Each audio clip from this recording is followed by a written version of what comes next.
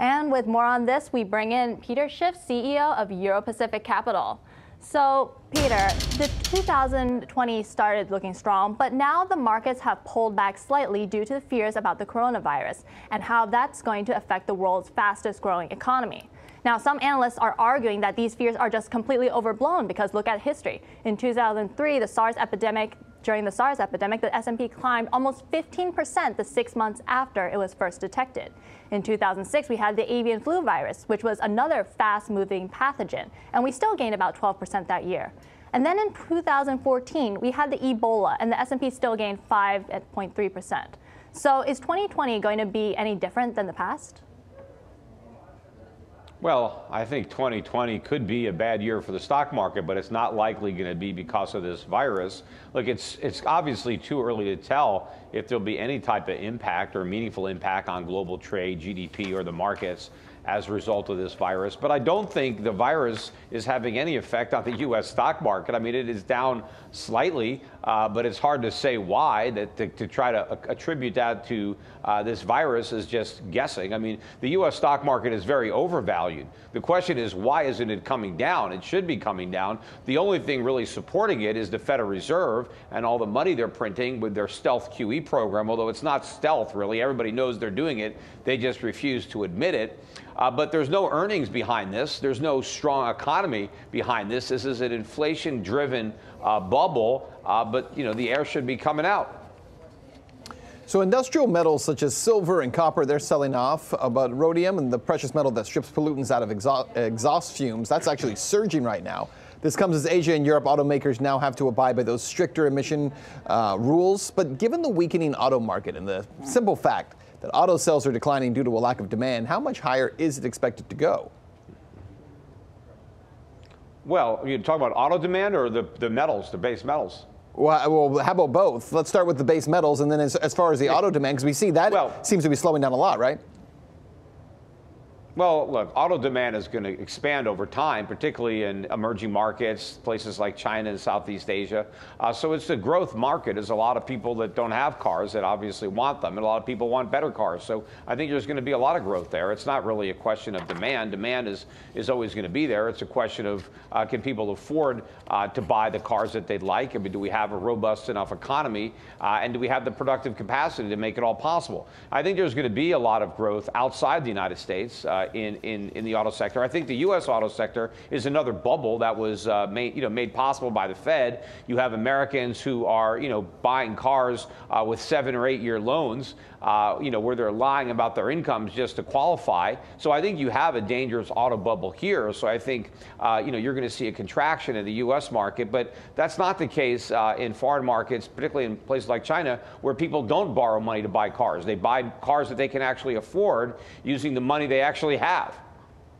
And speaking of cars that people can't afford, how about the fact that there is a back and forth right now between the Trump administration and the EU, and specifically the Trump administration threatening additional tariffs on European automobiles? I mean, that's obviously going to hit Germany more than it would hit any other country in Europe if it were to happen. Who knows if it will or not? It's a lot of talk, at least at this point. But would that actually help the U.S. market if that were to happen? No, I mean, it's not. First of all, it's going to backfire, but our deficit in automobiles has nothing to do with unfair trade practices. It's just, we're just not as competitive. But meanwhile, look at the SUV market. Look at all of the restrictions that the United States imposes on foreign SUVs. I mean, in light, small trucks. I mean, so we have huge protection there, and so we're very vulnerable to some type of counterattack by the rest of the world. So when you live in a glass house, you're not supposed to throw stones, and we haven't been playing fair in that part of the market. But look, anytime you do this kind of stuff, it always backfires. I mean, as much as Trump wants to pretend that the tariffs mean we're winning, we're not. We're losing. Our trade deficits are bigger today than before Trump was elected. So we haven't made any progress. All we're doing is we're raising taxes on our own citizens, to offset some of the tax cuts that they got earlier. But the bottom line is government spending is growing even faster. And so despite the tariffs that they're collecting from American consumers, the budget deficits are exploding to record highs. So it's record high budget deficits and record high trade deficits. The last thing we want to do is escalate a trade war that we can't win. Now let's go back to talking about the China-US trade.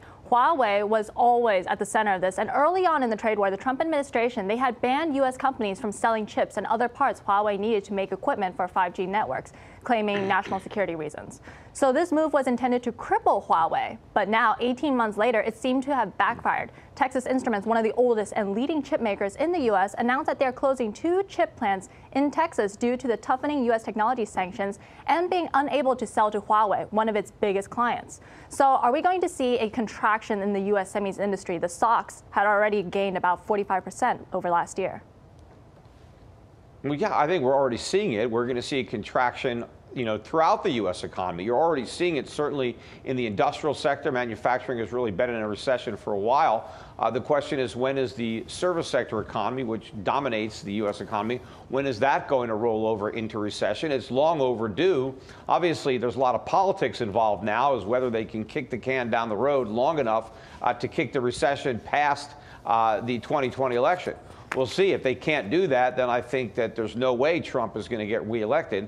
But even if they can do it, I still think that Trump's going to have a much harder time than the markets perceive. And I think they have yet to price in what would happen, a discount in the market for the possibility of a Bernie Sanders becoming the next president of the United States, because this is going to be very dangerous for the U.S. stock market. I mean, a lot of people were under the false impression that Trump was going to be bad for the stock market, even though he was promising fewer regulations and lower taxes. Sanders is promising, to raise regulations dramatically, to raise taxes, to actually turn over control of corporate boards to the workers. I mean, you're talking about pressing a Marxist, socialist-type agenda that has a lot of sympathy now in the Democratic Party, which might end up controlling the Senate as well as the House. So there is a lot of risk to the U.S. economy and to the U.S. market that everybody is ignoring at the moment. Turbulent start to 2020. We'll see how it goes. Peter Schiff, the CEO of Euro Pacific Capital, thank you so much.